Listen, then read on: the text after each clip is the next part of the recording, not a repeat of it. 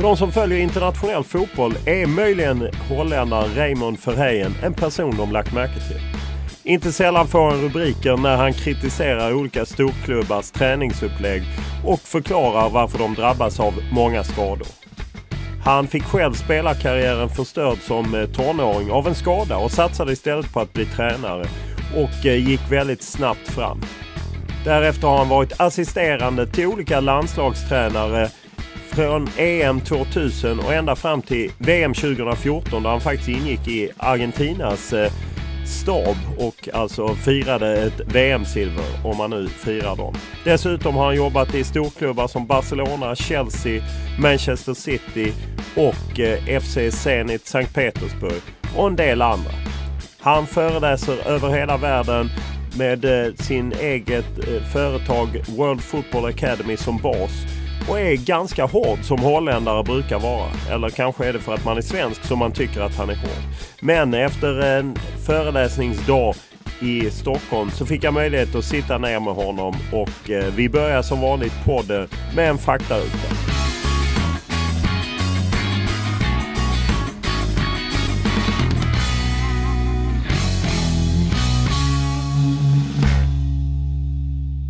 Age? 43. Family? One wife, daughter, son. Live? Amsterdam. Education? University of Amsterdam. Salary? I don't know. What's the biggest experience you've had connected to football? I think that was the World Cup in 2002 with Korea when we reached the semi-final. It was first of all an incredible experience, but also because the tournament was in Korea, we could see, literally experience what it did with millions of people. So that is a memory for life. Best player you coached? Dennis Bergkamp. Is there any medal that you're extra proud of in your all the medals you have? Well, I've done 4 Euros and 4 World Cups, reaching 5 semi-finals and 1 final last year with Argentina. So I'm proud of that. And with Barcelona winning the Champions League in 2006, but I'm only proud the day I win the World Cup or the Euro, because in football it's about winning. So you can only be proud if you reach the highest aim. I don't know if you're a collector. Some people in football are. They collect jerseys and things like that. Do you have any artifact like that that you're really proud of? Yeah, obviously I have some shirts, for example, last summer with Lionel Messi. So the Argentina shirt with number 10 with the signature of Messi, and also for my son. But I am not a collector, let's put it that way. One player that you didn't really like to play against, the teams that you worked with, an opponent you didn't like or had a hard time with? Yeah, difficult to say. I can't think of somebody in particular. The best crowd you played in front of? Nou Camp Stadium. Which is your favorite team? Barcelona. Anyone in Holland? Feyenoord. What kind of car do you drive? BMW. Do you have a motto? The sky is the limit. When was the last time you cried?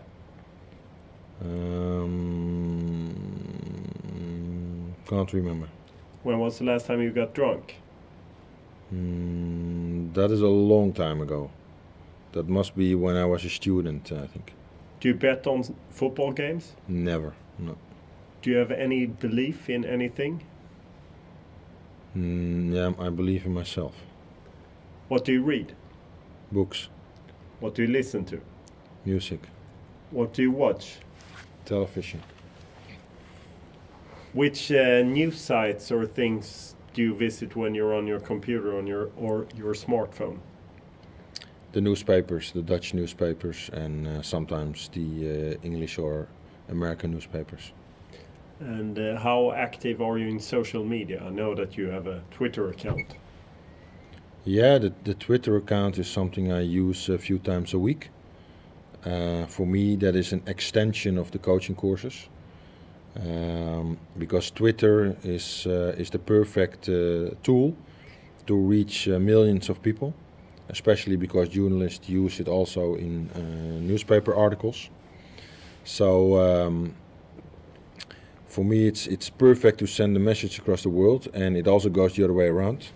That when I do a coaching course somewhere and I explain something from a theoretical point of view, then the people in the room sometimes say, "Oh, that's what you described on Twitter from a practical point of view." And so it's a very powerful tool.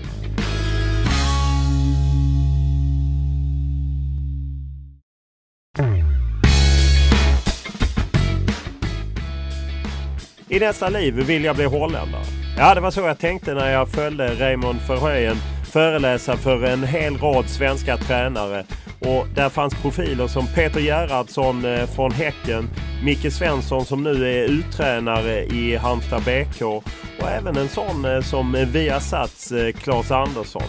Ja, holländarens kunskaper och hans sätt att tycka och tänka kring fotboll, eller rättare sagt baserat på fakta, har han kommit fram till vissa slutsatser. Det är åtminstone så han vill sälja in sig. Det lockar till sig stort intresse och han är rätt spännande. Och det var uppenbart när vi pratades vid att Island och Lars Lagerbäck har gjort intryck på Verheijen. Inte minst för att Island slog ut Holland på vägen till EM 2016. Där ju Holland får sitta vid sidan.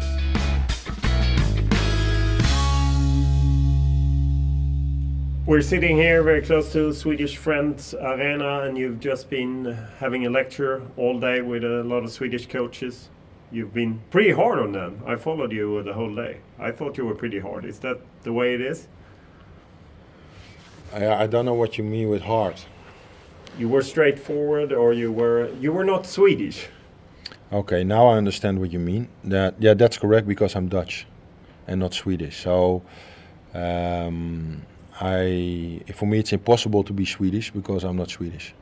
No, but you know what I mean. When you're pretty hard, you kind of, if someone fiddles with their cell phone, you tell them in front of the whole group, and you tell them that they are shit because the instructors are shit, and then the players are shit, in a sense of funny way, but you know what I mean. Kind of an irony, but still hard. No, with respect to the cell phones, how I started this morning is creating an environment in this room. And what I said to the coaches, practice what you preach. So if you expect certain behavior from your players during, for example, a team meeting, then practice what you preach and show that same behavior during my meeting today. So if it is okay for your players to play with their cell phone when you are announcing the lineup or the playing style, then today play with your mobile phone. But if you do a team meeting and it's not okay for your players to play with their cell phone, then don't play with your cell phone today during my meeting. In other words, practice what you preach. So if coaches today in the room play with the cell phone, like you did as well, but I didn't use that, but obviously good coaches see everything. So when coaches in the room today were using their cell phone, I wasn't hard on them. What I did is I asked them the question, if your player is doing this in your meeting, is it okay? And then, as you have seen, the coach said, no, the player is not allowed to do that during my team meeting. And then my question to him was, why are you doing it in my meeting? In other words, why do you have double standards? So it is not that I'm hard on them. I'm just showing them the mirror and showing to them that they have double standards. And then the question is, do they understand that they have learned something about themselves or not? Because, as we know, for example, when you raise children, you can talk to your children and your children learn something from what you say to them. But children learn much more from their parents by observing their parents.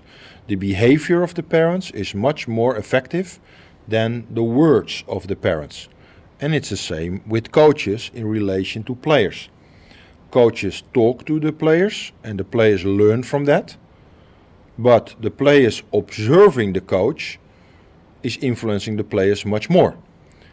But most coaches are not aware of that. And especially when you as a coach have double standards, your players will figure out. And then they don't take you seriously anymore.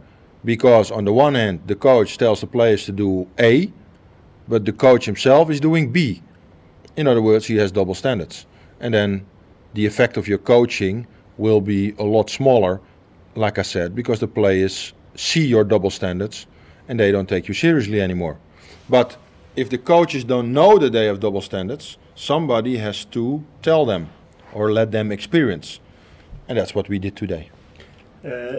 Most people who follow football, they know of you. I mean, you worked a long time in football as a coach. How was your career as a player? Well, I was playing in the Dutch youth academy system, but I got injured, or I developed a chronic hip injury. And by the time I was 18, I had to stop. I was playing in the Dutch under-17 team. But unfortunately, when I was 18, I had to stop, which at that time was a, let's say, disaster, because your whole world falls apart. You have this dream of becoming a professional player, and then all of a sudden, boom, it's gone. So on the short term, it was a problem, a disappointment. But on hindsight, it was the best thing that could happen, because I was able to do my coaching licenses when I was 18, 19, 20 years old. I went to university to study. So by the time I was 25, I already worked with the Dutch national team. And now I'm 43. And like I said before, I've been to 4 Euros, 4 World Cups. So normally somebody's coaching career starts in his early 40s or late 30s.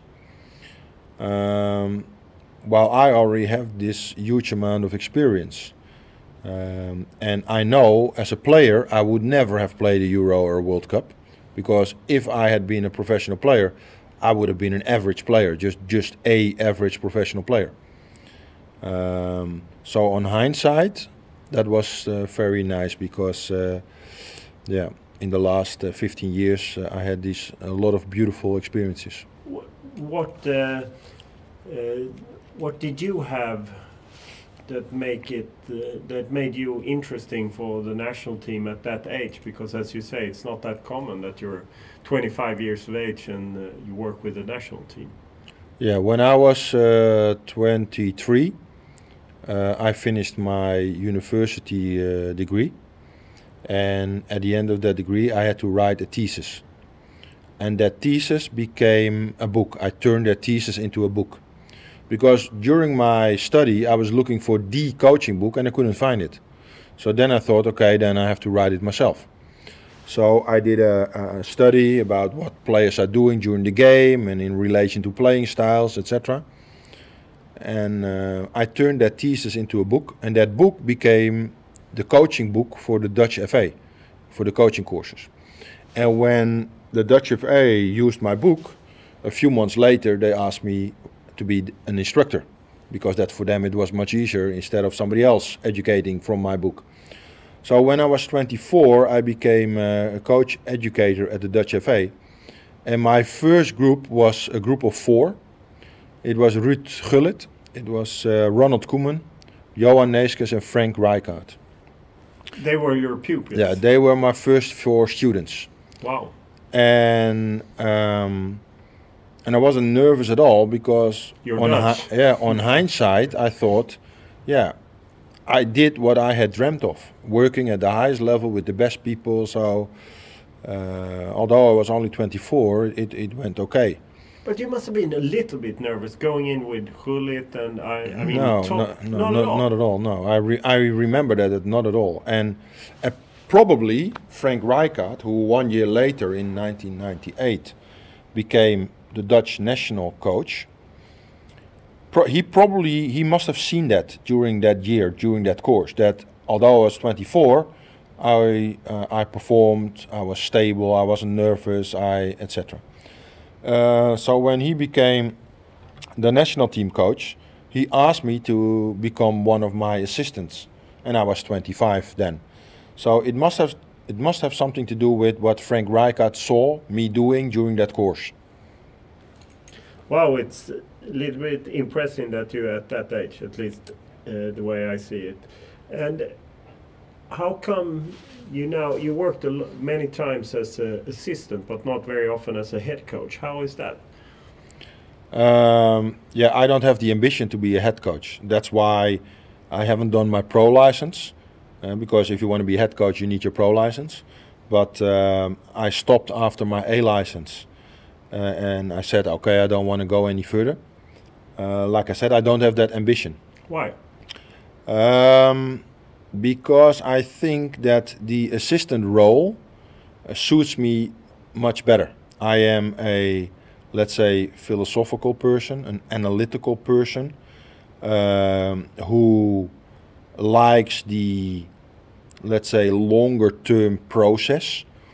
And the short term process, like worrying whether the ball goes inside the post or outside the post, that's not interesting for me. Or having to do all these press conferences every 3 days or every 6 days or whatever. For me, that's boring. It's like as if you live in a tunnel. It's one-dimensional. If you are a head coach, you live in a tunnel, and the only thing you have to do is winning. And I'm a creative person. I like to develop football.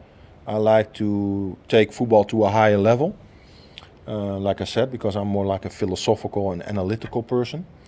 And when you are an assistant, you have that freedom because you are not responsible for the end result. You are supporting the head coach, assisting the head coach. That gives you a lot more freedom to be creative and to develop processes. So I have been a head coach at the highest amateur level in Holland, and for 1 year, and with the Dutch with Feyenoord Rotterdam with the second team, the under-23 team. And the funny thing is that with both teams we won the title. And often when coaches win the title, they think it has something to do with them, and they think, oh, I have 2 titles now, so I must be really good. But despite the fact that I was head coach for 2 years, and in both years I won the title, I still thought, nah, this is not for me. So I think that says it all, because normally people get carried away with winning titles and then they say, oh, I must be a head coach. And the fact that I won 2 titles and I still stopped as a head coach, that is the ultimate proof that I don't want to be a head coach. You were also involved in Wales, the national team, when Gary Speed was the head coach, and you worked together. You were the assistant coach, and then he passed away, committed suicide. Very sad. How was that situation? Well, that year 2011 was beautiful. It was really one of the nicest things I have experienced, because in the first 6 months of 2011, that is what we call the phase 1 of the process.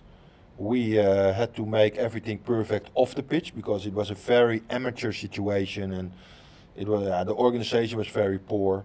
So we had to create a perfect situation off the pitch, because if the hotel that you stay in is not good, that there is no telephone reception, or the internet is extremely slow. If you are gonna put demands on the players, if you want your players to join the transition for 90 minutes, and you say to the player, hey, join the transition, then the player is gonna say, hey, arrange a good hotel, you know? So first, if you wanna be demanding to your players, first you have to be demanding to yourself and create a perfect situation off the pitch. And that's what we did for the first 6 months.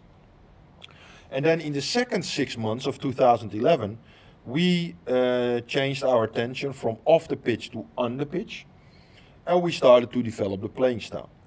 And we started as 128 in the world, and 3-4 months later we were 40 of the world. So yeah, things went very quickly, and that was the biggest jump on the FIFA ranking ever.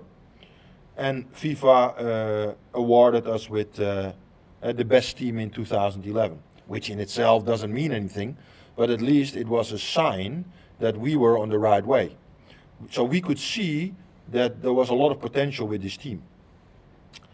But yeah, unfortunately, in Sunday the 27th of November, I will always remember that, of course, the rest of my life.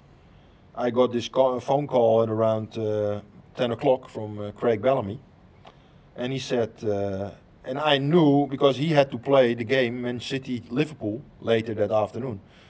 So a player calling you in the morning before such an important game, that normally doesn't happen, because they are focusing. So immediately I knew something was wrong when I saw his name on the display. Yeah, and then he told me, and yeah, that is, yeah, it's sad. Yeah.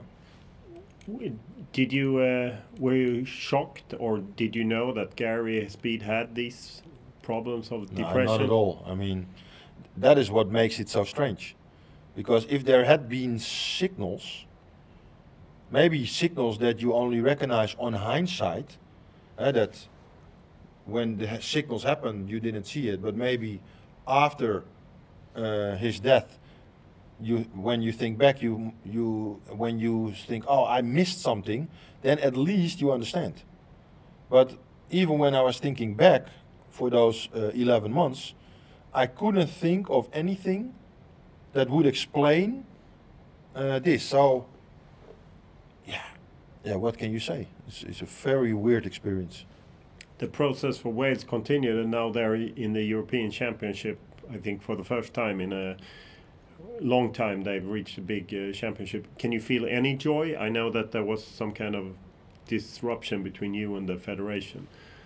No, there was no disruption between me and the federation. There was disruption between Gary Speed and the federation. Because Gary made some very unpopular decisions. Because there was this technical committee within the Welsh Football Association. And these were men of 75 years old, and they were used to make all the decisions. And Gary was at some stage fed up with that, because it was so conservative and slow. So he, in the second half of 2011, Gary decided to ignore those people. So he didn't make a lot of friends. So from then on, the relationship between the Welsh FA and Gary Speed was very bad. And the perfect example of that is that Gary's wife knew that. And during the funeral of Gary Speed, nobody of the Welsh FA was invited, which is very strange, right? Because he is working for the Welsh FA, and then nobody of the Welsh FA is invited for the funeral. Yeah, that speaks for itself. And his wife knew that the relationship with the Welsh FA was very bad. And I knew that because I was the assistant of Gary, that if they don't like Gary, they don't like me. Because they see me as the ally of Gary Speed. So, yeah, so I knew that they would try to get rid of me because they wanted to take power back. So all the decisions that Gary had made, they wanted to turn the clock back. And if you keep me, then turning the clock back is difficult. But if you get rid of me, then you can take all the power back. So yeah, that was sad, but still, Wales qualifying makes me proud, because if you want to have long-term success, first you have to create a very good environment, and that's what we did in 2011. And also, I'm very happy for the players, of course, because this is such a talented generation. So most of all, I'm very happy for them that they can experience a tournament like this. A good head coach is a coach that wins the most games, because in football it's about winning. But winning obviously is the outcome of a process. And there are basically two ways to coach a process in football. You have two categories of coaches. You have the teachers and you have the managers. The teachers are coaches who are very strict. They have a method, and wherever they are, they apply that one method. So wherever they go, the club, the players, everybody has to adapt, adjust to the method of the coach. It is my way or the highway. And that's what you call the teacher. And this teacher is perfect for young players, because young players don't have a reference of their own yet. They are relatively inexperienced. So they want the coach to tell them what to do. So this very strict coach is ideal for young players, because then the players, they like the reference of the coach, because then they can hold themselves, and they know what to do. On the other hand, you have the people's managers. So for the people's managers, their method is not the objective, and the players have to adapt to the method. No, for the people's managers, their method is only a tool. And they adapt, adjust their method to the players. So it's the other way around. So the players and the situation is the starting point. And now they adapt, adjust their method to the specific situation. So they are more flexible. It's like go with the flow. So the teachers are for young coaches, my way or the highway, and their method is the objective. The people's managers is more, the method is flexible, go with the flow. So that is ideal for more experienced and older players who already have their own experience, and they don't want a teacher to tell them what to do, because based on their experience they already know. So you have these two categories, the teachers and the managers. And basically what clubs should do is they should analyze their squad, their players. Do we have a relatively young squad, inexperienced squad, or do we have a relatively old and experienced squad? And if they have relatively young players, they have to hire a teacher. And when they have an older squad, experienced squad, they have to hire a manager. And basically, that is how you can describe coaching processes in football. We have two Swedish coaches that have been named internationally lately, or Sven-Göran Eriksson has been for a long time, and then Lars Lagerbäck now with Iceland. I guess you've seen that he took Iceland. I think they played Holland. Yeah, very impressive. Yeah, very good. What's your view of Eriksson and Lagerbäck? Well, Eriksson, I mean, that is well known. He is, let's say, the ultimate people's manager. So he is somebody who surrounds himself by all kind of assistants. He delegates the responsibility to them, and he manages it. Lars is, I think, a little bit more like a teacher. I don't know him well enough to be 100% sure, but that's what I think, because Lars also has, let's say, a coach education background. He's also a good teacher, coach educator. And I don't think that he is an extreme teacher, like very strict, my way or the highway. That's not what I think. I think he is somewhere in between teacher and people's manager, but let's say more in the direction of teacher. That's from the outside, that's how I would judge the situation. I think you're correct with Lagerbäck. He has his method. Then it's not that hard as you say. He's more, but he's been impressive. Some people in Sweden, he was in Sweden for 13 years, and then people tired of him because he was very strict with his method. But now people want him back in a way because they think he's done so well with Iceland. Yeah, I remember because I think it was in 2010 he was coaching Nigeria. Correct. And we played him with Korea, and I think in 2008 he was coaching Sweden. You played him? We played him with Russia. Yeah, that was a terrible game for Sweden. Yeah, it was a very strict 4-4-2. Yeah. Yeah, and that was if you play with 4-3-3 with 3 midfield players, that was easy game for Russia. Russia played really well. No, easy is not the right word, but Russia played really well. So I think with Iceland he has been tactically more flexible than he used to be in the past. Yeah, for us it's incredible that Iceland not only qualifies for the European Championship, but that they beat Holland. I mean, Sweden went to Amsterdam in 2010 and were sunk really bad. Yeah, but that has to do with the specific situation of the Dutch national team. Because if you reach the World Cup final in 2010 and the semi-final in 2014, then it is impossible that it is a structural problem. So it must be a temporary problem, just a specific moment, a specific situation. And if you analyze the Dutch national team, then what you can see is that the older players between 28 and 32, and we have a few of them like Robbe, Sneijder, Van der Vaart, Huntelaar, Robin van Persie, these 5, they should be the leaders of the team. And when they are fit and when they are playing, they are doing really well, reaching the World Cup semi-final or final. But in the last 2 years, after the, let's say last 18 months, after the World Cup in Brazil, Robbe was injured, Van der Vaart was injured, Van Persie was injured, Sneijder was sometimes injured.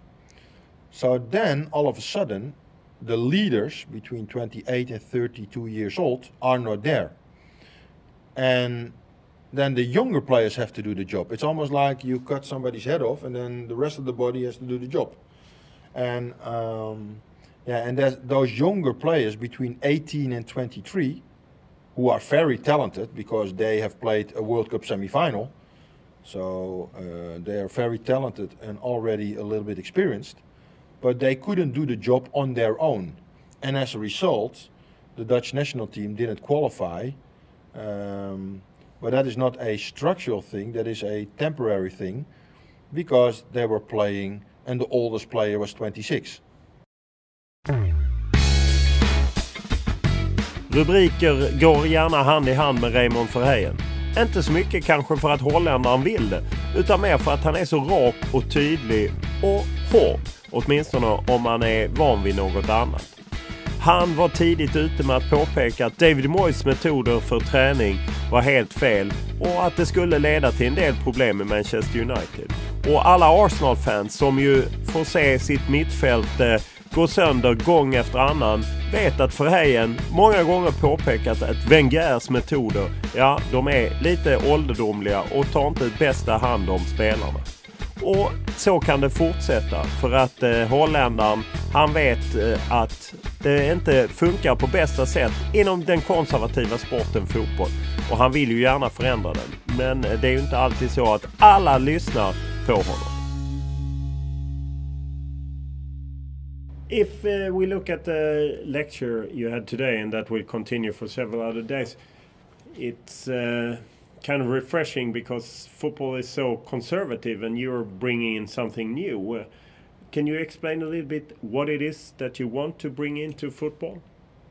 Well, traditionally, football is conservative. I would say it is very subjective. The problem in football is that subjectivity is the starting point. Opinions, experiences, etc. What is lacking in football is a objective reference. When pilots are educated, they are educated with a very clear reference. When surgeons are educated, they are educated with a very clear reference. And the same, for example, with Marines and Navy SEALs. And then, once these people have been educated in an objective and very strict way, then in practice, they apply that reference, and then subjectivity becomes important, because then in practice, you have to deal with external factors, so you have to make decisions. But for surgeons and pilots and Navy SEALs, their subjectivity takes place within a objective reference. Unfortunately, in football, that objective reference doesn't exist. And as a result, coaches are subjective, but not within an objective reference, but without a reference. So then subjectivity is the starting point. And that is why in football things go all over the place. What should happen, and that is what I have done today in the course, is create this objective reference. So how do you create this objective reference? By analyzing the game. Because when you analyze the characteristics of the game, you create an objective reference, because everybody is playing the same game. And I can imagine that it is new to you, but at the same time that's also very sad, because all I do is keep it simple, keep it objective, and just describe what is happening on the pitch. And at the same time people think, oh, this is new. So then you have to ask yourself the question, what did we do for the last 50 years then? Being subjective. Yeah, but just the thing that you take as an example and that you discuss is the way they clubs bring in a fitness coach to work on the fitness, but you want the football coach to do the fitness as part, not separate, as part of the football. Yeah, you use the word you want, and it's not so much about what I want. No, sorry, but what you tell. Yeah, exactly, because I don't want anything, I'm just describing football. Today I used a metaphor. So I'm somebody from Holland, where Dutch people speak Dutch. And now I step into Sweden, and just imagine that I want to live here and work here, etc. So what language should I speak? Can I keep speaking Dutch, or should I learn Swedish? And we all know that if I go to Sweden and if I live here, but I keep speaking Dutch, then everybody will ignore me, because nobody has a clue what I'm talking about. So if I want to be part of Sweden, I have to learn Swedish. But this is only a metaphor, because now you can use that metaphor to analyze the football world. So you have the football world with football people speaking football language, passing, dribbling, shooting, defending, etc. Football words. And then the fitness coach from outside football steps into the football world and he keeps speaking fitness language. In other words, he keeps speaking Dutch. But if I speak Dutch in Sweden, people say stop. But if the fitness coach steps into the football world and he speaks fitness language instead of football language, nobody says stop. So what should happen is that football world should define fitness in football language. What does that mean? In football, you want to make football actions, but you want to make them as frequently as possible to play a high tempo. And you want to make them for as long as possible, because the game is 90 minutes. So football fitness means making football actions as frequently as possible and for as long as possible. That is fitness in football language. And who is the person who is specialized in developing more actions per minute, higher tempo, or actions for longer 90 minutes? Whose core business is this? The football coach. So that is the message of today. How come it hasn't been like this? You talk about UEFA, FIFA not implementing this. I mean, it should, as you say, it's pretty clear cut. It should have been like this. Why hasn't it been like this? Because FIFA, who is responsible for the game and educating the game, hasn't analyzed the game. That sounds very strange, but that is what it is. So instead of analyzing their game that they are responsible for, if they had done that 60 years ago, they would come up with the same conclusion as I did today. In football, we want to make actions, and we want to make them more often and 90 minutes. But that is the conclusion they should have drawn 60 years ago. But how come coaches hasn't drawn that conclusion a long time ago? How come they've put the responsibility of fitness for a fitness coach? Well, coaches are educated by associations. So the football association is organizing a football course, and the least you can expect from a football association is that they educate their coaches in football language. They teach them about tactics in football language. They teach them about technique in football language. They teach them about game insight in football language. And then all of a sudden, when it's about fitness, they educate them in non-football language. Well, if you educate football coaches about fitness in non-football language, you develop the perception inside coaches that fitness is non-football. In other words, something else than football. So the way coaches have been educated is the reason why coaches think consciously or subconsciously that fitness is something else than football. If you educate coaches about fitness in football language, coaches develop the perception that fitness is football. If you educate coaches about fitness in non-football language, you develop the perception that fitness is non-football. And if coaches think that fitness is non-football, they are going to hire somebody, a non-football coach, to develop non-football fitness in non-football exercises. It's a self-fulfilling prophecy. Can you perceive a change, or are they continuing in the old school way? People are continuing in the old school way, so that is a given. That is something, that is what it is. But we have started the World Football Academy 6 years ago, in 2009, and our mission is to educate football coaches in football language with football exercises. So not based on opinions and experiences, not based on subjectivity, but we develop courses in which coaches are educated in an objective way based on the characteristics of the game. And in the last 6 years, we have gradually developed departments on all the continents now. So we have departments in Japan and Australia, Dubai, South Africa, Europe, South America and North America. And we don't want to change the world, and we don't want to convince everybody. No, our mission is to give coaches who want to learn the opportunity. And everybody who wants to keep it old school, they can keep it old school. And we will not call the police. We accept that. But we only give coaches, especially the next generation, of course, because they are much more open-minded. We give coaches who are interested the opportunity to do it in football language. You've gotten quite a few headlines through the years, especially in England. The English press likes you, and you are quite hard against some of the old school coaches, dinosaurs and whatever you call Moyes and all of those guys. What's your view of that? Is it something you like, the headlines, or is it just part and parcel of the game? Yeah, it has nothing to do with being hard. What I do is I just stick to the facts.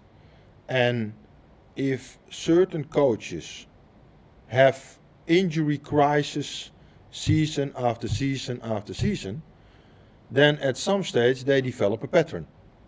And at some stage I recognize that pattern, and then I am able to predict it in advance the next season, which is what I do. I always say it in advance. And that is not being hard, that is just sticking to the facts and drawing conclusions. Well, like I just said, our mission with the World Football Academy is more directed to the next generation than the current generation. Because basically the current generation, the older generation, they're already stuck in their ideas and beliefs and etc. So it is very difficult to change the thinking of older people who are already stuck in their ideas. So we are not so much focusing on the older generation, we are focusing on the new generation, the younger guys. And so we don't want anything from the current coaches. And we don't want anything from them. Basically what I'm doing is I'm using them to show the next generation how not to do it. So I use the mistakes of the current generation to teach the next generation. But are you surprised that, I mean, clubs like Chelsea, Manchester City, Arsenal, Manchester United, they're investing enormous amounts of money in players, and are you surprised that they accept these older generation coaches, the methods they use? Well, you should be surprised, because it is very strange that if you are Arsenal and when you have everybody fit, you are maybe the best team in the league, but almost never you have the best team on the pitch. Because Arsenal has the worst injury record by far in the last 10 years of the Premier League. Players like Aaron Ramsey, Alex Oxlade-Chamberlain, Theo Walcott, Jack Wilshere, but also in the past Sanya, Fabregas, Robin van Persie. We're talking about 7 players now. They were injured season after season after season. So there is a pattern. 7 young players are injured for months every year. Well, that is a very worrying pattern. So thankfully, last December, in the stockholders meeting at Arsenal, people started to ask questions. How is it possible that we invest in a club with potentially one of the best teams in the league, but we are never playing with the best team in the league because most of the time 3, 4, 5 players are injured? And then the ball started rolling. So now inside Arsenal, the ball is rolling and they are forced to solve it. But what you would have hoped is that Arsene Wenger 3, 4 years ago would have done that himself. That he himself wanted to solve it. But what you see is that he's always blaming the outside world.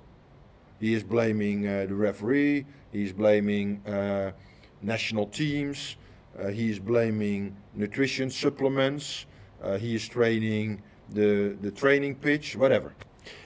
Is it possible that, is it the training methods that are causing the injuries, or are they training too much? Or the most important reason for injuries in football is fatigue. Because if you are accumulating fatigue is kind of tiredness in the muscles. Yeah. Then the signal from your brain to your muscles travels slower. Your brain is guiding, coordinating the muscles, sending signals, and then the muscles execute what the brain wants them to execute. So for example, when a player has to rotate, the brain is sending a signal to the knee, to the muscles around the knee, to contract. Because if the muscles around the knee contract, they stabilize the knee, and then you can rotate without a problem. But if you are accumulating fatigue over time, and the signal from your brain to your muscles is getting slower, then what happens is that the player is already rotating his knee, while the signal to the muscles of the knee has not arrived yet because the nervous system gets slower. And then the knee is rotating, but in a relatively unprotected situation. And what do you think is going to happen with your ACL if the muscles around your knee have not contracted yet because the signal from the brain has not arrived yet. Yeah, the ACL will snap. But the player is rotating, there is not a single opponent next to him. It is a very innocent action. So people say, that is strange. No opponent attacking him. It is a very innocent action. And he is snapping his ACL. Oh, that is very unlucky. So people call ACL injuries often unlucky. While in reality, it has to do with accumulation of fatigue. And what does that mean, accumulation of fatigue? Within a session, you develop fatigue. That is no problem. If you want to improve, you develop fatigue. So fatigue within a session is okay. As long as you get rid of the fatigue before you have the next session. But if you train too often, the time between the training sessions is shorter and sometimes too short to get rid of all the fatigue. As a result, you start the next session, but you are still tired from the previous session. During the next session, you develop new fatigue, and so you accumulate fatigue. If this process continues from day to day, week to week, and month to month, the fatigue in the body accumulates, because there is not enough time between sessions to recover. And the nervous system, the signal from the brain to the muscle, gets slower and slower and slower, and at some stage you get an ACL injury or a muscle injury. So the most important reason for injuries in football is fatigue, because then the coordination, the control over your body goes down. You worked in a couple of the big clubs, Chelsea, Manchester City. I know you've been critical of Mancini also, and David Moyes, Manchester United. The football world is still quite small world. I mean, how are you? How do they react to your what you're telling them? By coming up with excuses, because what you see is that more and more journalists read the books, come to the courses like you today. More and more journalists educate themselves about these principles. And then these journalists are here in the course, for example, like you, or they read books, and they understand it. And they think, yeah, this is simple, this is logic. And then based on this education, the journalists become more and more educated to ask the right questions to the coaches. So for coaches, it becomes more and more difficult to explain injuries. And then the only way for them to escape, instead of saying, yeah, I did it wrong, the only way to escape is blaming external factors. The referee, the opponent, the pitch, the weather, the fixtures, the national team, etc. So journalists become more educated. They understand that something is wrong, and the coaches try to escape by blaming external factors. So that is what they do. How often are you contacted by players who want help with their I mean, they understand that this is not really good for me. I need to get my own coach who can help me with my fitness. How often does that happen? I know you helped Craig Bellamy, example. Yeah. Well, that happens frequently, but the only way that I help a player, if the player gets permission from the head coach for me to help him. Because if I want to help the player, I have to influence, change his training program. I have to balance his training program better. That means that I must be able to influence what this player is doing or not doing in relation to the team training. And that is only possible when the head coach supports this process. So that is the only way that it works. How often does a head coach say no? Yeah, that happens a lot. But yeah, I make the player responsible for that process. So the player asks me, I tell the player, I want to help you, but only when the head coach agrees. And then the player has to sit down with the head coach. Yeah, and then 9 out of 10 times, the head coach says no. which again says something in itself. Can you tell me any players who have gotten a no from their head coach? Yeah, obviously not, because I don't think that from a confidential point of view, those players would appreciate that, because it puts them in a difficult position also in relation to the head coach. So I don't think that is a very smart idea, but you will probably understand that. Under föreläsningsdagen med svenska tränare så tryckte Raymond Verheijen dit lite provokativt några gånger.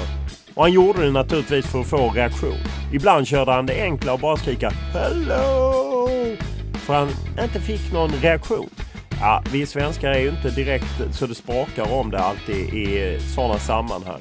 Och en gång så försökte han också trycka till med sportsligt att men det i Sverige är för tamt och det ena med det andra och ni vinner inte och det är jantelagen och som finns i Skandinavien och så vidare. Och då var det någon som påpekade, jo men vi vann ju U21-EM i somras. Och då bara dräpte han till med att, jo, tro inte att U21-EM är någonting egentligen. Holland vann både 2005 och 2007. Hur många spelare var det som nådde A-landslaget? Ja, 1 eller 2 på sin höjd. Så att man ska inte tro att man är någonting. Åtminstone inte om man inte är holländare. Men uppfriskande är det i varje fall. What's your relationship with Swedish football? I think you worked with Henrik Larsson, with Rijkaard in Barcelona, or not? Yeah, in 2006, when they won the Champions League in Paris against Arsenal. But I don't know him that well, obviously, because I haven't seen him ever since. But from what I saw, there was a documentary on Dutch television that he was coaching Helsingborg, I think. Yes. And obviously it's a snapshot and only from the outside. But I had a good impression. It felt like he was ambitious and committed and trying to make the best of it. So hopefully he will make a good coach. You also worked with Feyenoord. I think the season John Guidetti went there on loan from Manchester City. Did you work with John Guidetti also? Yeah, he was scoring a lot of goals. There was a lottery ticket. I already knew him because he was once playing with Sweden, I think Sweden under 17 yes. against Holland under 17, and he scored 4 goals in a 4-3 match. So I had already seen him when he was younger. But yeah, he did a great job, and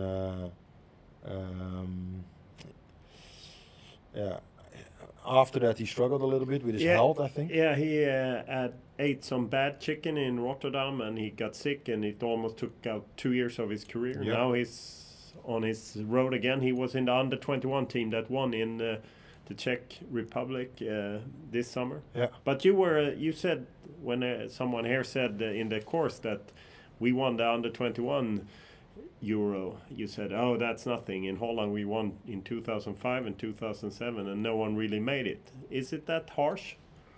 No, the thing is that in youth football you can win titles, but the most important thing in youth football is to develop players for the first team, because eventually there's only one thing important, and that is the performance of the Swedish national team, the first team. Eventually that is the only thing that matters. And now the question is, because it was discussed in the course today, but almost in a way like, oh, we won the under-21 championship, but it was discussed as if Sweden national team had won the Euro. Yeah. So what I did is I put it in perspective. I said, listen, in 2005 and 2007, the Dutch under-21 team won the Euro. And of those 2 generations, only 1 player made it in the Dutch national first team. That's not very good, is it? So it proves that under-21 success is only a temporary success, and it is absolutely no guarantee for the success that only matters, and that is the first team. The Swedish coach, Erik Hamrén, for the Swedish national team, he's been criticized because not bringing up as many players from the under 21. But you understand him in a way if they're not good enough for that. Well, I don't know the players of the under 21 team well enough to say yes or no. The only thing I can say is that when you play under 21 football, you only play against players who are the same age. But when you play in the first team, you play against players who are older or much older and more experienced. So one is totally different than the other. So I'm not surprised that a coach doesn't automatically bring in the under 21 players, because these are two totally different worlds, playing against your same age or playing against the best players in the world who are 10 years older.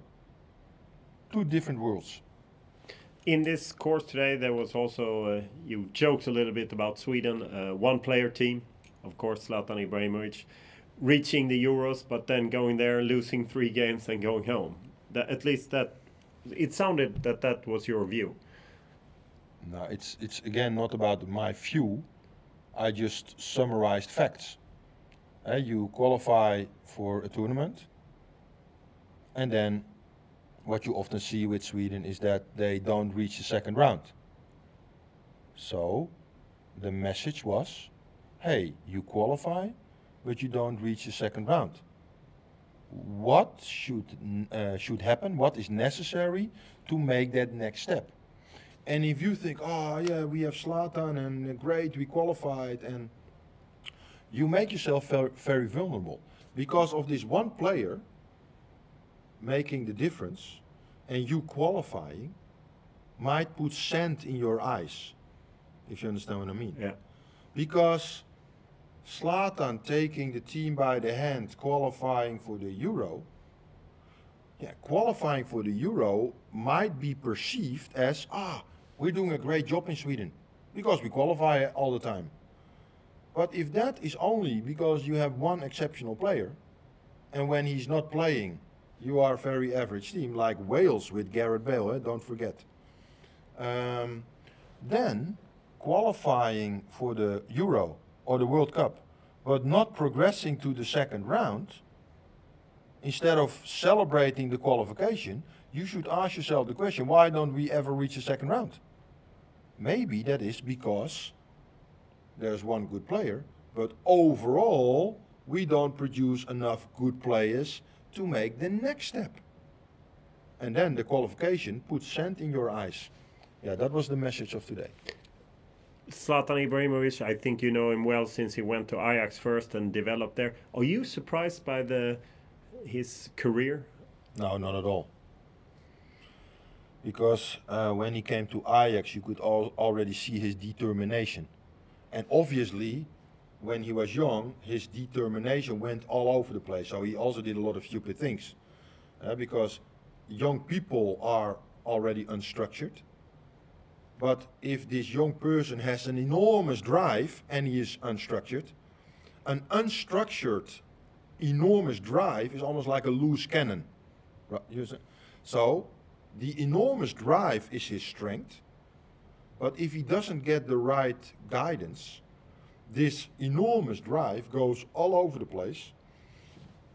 Yeah, and then, like I said, he can be a loose cannon, which is what happened at Ajax. But at some stage in their life, these young people with their enormous drive, maybe just by falling and standing up, falling and standing up, falling, standing up, they will figure it out themselves, that they should not be a loose cannon, but they should direct their enormous drive in the right direction. And that is what he did with trial and error. Listen, look at the clubs that he played at, and almost every year they win the title. I think there's not a single player in Europe that has won so many titles, national titles. He hasn't won the Champions League. Will that be something he will have to carry? Yeah, But that also has to do with choosing the right club. Because I think that he is in the position to choose clubs.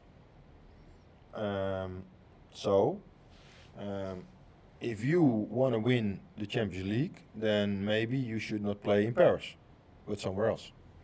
If you look at the way his body has developed from being in Ajax to Paris, is that something that surprises you? I mean, he's become so much muscular. Well, I don't think he has become so muscular because football players don't develop big muscles. They develop explosive muscles. It's like with volleyball. I don't know whether you have seen volleyball. Yeah, I know. These guys can jump extremely high, but they have thin legs. So it is not so much about how big the muscle is. It is about how much percentage of the muscle you can use. So if you have a muscle and you only use 60%, your brain is only using 60%, then it makes no sense to make the muscle bigger. So you make the 100% 110% because you are only using 60% of the 100%. So it makes much more sense to learn to use 70%, 80%, 90%, 100% of the 100%. In other words, instead of making the muscles bigger, you should learn to use your muscles better. And that is what you see. In combination with when they get older and their muscle or their body fat decreases. When these guys are young, their nutritional habits are not the best in the world. So they live in Amsterdam on their own in an apartment. They don't cook, so they go out and take a pizza or Chinese or whatever. But when they get older, they become more and more professional. They start to focus on their nutrition, and then their body fat goes down. So that is so instead of making their muscles bigger, you see their muscles more. Okay. If you look at Zlatan, he's 34 now.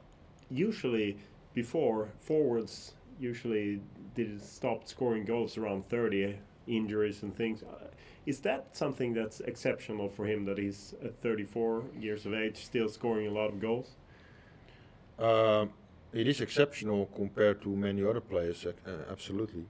I think that, like I said, he has become much more professional compared to when he was playing with Ajax. He takes care of his body. And the other thing is that his body composition helps, because if you are a more fragile player, you will get injured maybe when you're 30, 31. But he, just by nature, is a very big player. So that also helps. So I think that he could play for another 2 years at least, if you look at his performance right now. I Sverige har vi haft en debatt om gamla storspelare och om de ska få en gräddfil till tränarutbildning eller inte. Och många har ju varit kritiska. Jonas Tern har ju avstått utbildning helt. Henrik Larsson muttrade en hel del om att det gick betydligt snabbare i Skottland. Sen gjorde han ändå utbildningen i Sverige. Patrik Andersson är en annan som har velat kliva in på olika positioner i fotbollslivet för att dra nytta av hans erfarenheter, och att man ska liksom se till att de gamla storspelarna som varit med på högsta nivå, som därmed kan det mesta, ska kunna hjälpa till inom svensk fotboll. Fredrik Ljungberg var ju en annan spelare som var ute och tyckte att förbundet inte gjorde rätt. Och vi i media, bland annat jag själv, har ju hakat på det där och tyckt att ja, men det är klart att man borde ta nytta av de här profilerna som gjort så mycket och som lärt sig så mycket på vägen. Därför är det lite uppfriskande med Raymond Verheijen som inte skräder orden om hur det är när storspelare och om de ska få en gräddfil eller inte. Han har en helt annan åsikt i den frågan. Former players have a lot of knowledge and experience about football because they have played football at the highest level. So they have been there. They know what it takes to play football under the most difficult circumstances. So potentially they are the best coaches. But when they finish playing, that knowledge and experience is in their brain. It's inside them. But when you are a coach, you need the ability to transfer that knowledge and experience onto your players. So you need communication skills, you need methodology, you have to be systematic, you need teaching skills, etc. But these players, they have been player from, let's say, 16 till 36. So for 20 years, they have lived like a professional player. And most professional players, they live like in a bubble. They live like a local, they are the local hero, and everybody is admiring them. And these players, they hardly ever read a book. They never write something. They don't have to start conversations with strangers because other people always start talking to them. Because if the player comes somewhere, everybody wants to know something from the player. Ah, there you have Patrick Anderson. Oh, I'm going to ask him a question. So these players for 20 years are almost like outside society in a bubble. So they are underdeveloped persons. You and I, we are part of society, and we have to develop all kind of communication skills, etc. So we have to develop ourselves, and we are doing courses, internal courses in a company or external courses, whatever. But these players are only playing football. They never read a book, they never do a course, etc. So by the time these 36-year-old players, they retire, yes, they have a lot of knowledge and experience in their head, but they don't have the teaching skills, the communication skills to teach it to players. And then these relatively underdeveloped people are fast-tracked in coach education. Yeah, that is very sad for them, because they have an inability to teach and communicate, and then you are going to shorten their coach education. Yeah, it's almost like committing suicide, you see. So what should happen is that these former players should get longer education, because they have to catch up all the abilities that you and I learn in society the last 20 years. So they have to catch up instead of learning how to read a book without losing your concentration. They have to learn how to have conversations with people. They have to learn how to write on a flip chart and explain things in a logical, systematic way, methodological training sessions, etc. So they have to learn to be structured. Once they have done this extra education to catch up their inability to communicate, then they have the same abilities as everybody else, and then they will be the best coaches, because then with their knowledge and experience they will be better than somebody else. The Swedish FA are looking over their organization of the sporting department in a way, which runs the national team and all the teams under. What would be your advice when they're doing it from the beginning? My advice to everybody in the football world is approach football and coaching football as a profession, just like pilots, surgeons and Navy SEALs approach their job. In other words, put the bar high, create objective references instead of subjective opinions, and approach the job based on objectivity rather than the flavor of the month. Because everybody all around the world is playing the same game. But the problem is that if you have a Korean pilot and a Portuguese pilot, they are educated in exactly the same way, because eventually they have to fly the same plane, the Boeing. So although a Portuguese guy and a Korean guy, they are two totally different persons from totally different cultures. Still, they are educated in the same references with the same terminology because they have to fly the same Boeing. What you would expect is that a Portuguese football coach and a Korean football coach are also educated in exactly the same way, because eventually they have to coach the same game. In Portugal and in Korea, you have the same game with the same laws of the game, with the same characteristics of the game. The game is exactly the same in Korea and Portugal. So you would expect them to be educated in exactly the same way, like pilots and surgeons, etc. But we all know that in Portugal and in Korea or other countries, the coaches are not educated in exactly the same way, but they are educated in a Korean way, or in a Portuguese way, or in a Swedish way. As if in Sweden you are playing a different game compared to Portugal or Korea, which is not the case. So the fact that football coaches are educated differently in different countries is the perfect example of the weakness of football. We are coaching the same game, but we are educated in totally different ways. But isn't that the culture? Like the culture in Portugal is to play football in a way, or in Holland, as you're famous for, total football. And isn't that part of being the Swedish culture of football? Yeah, but is there a Swedish way to fly a Boeing? I don't think so. Okay. In the lecture today, you said that the FA technical director should be a visionary. What did you really mean by that? Well, the technical director is somebody who has to develop the long-term process.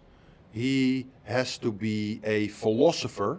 He has to be a analytical person, a objective person, because he is responsible for educating and developing the game.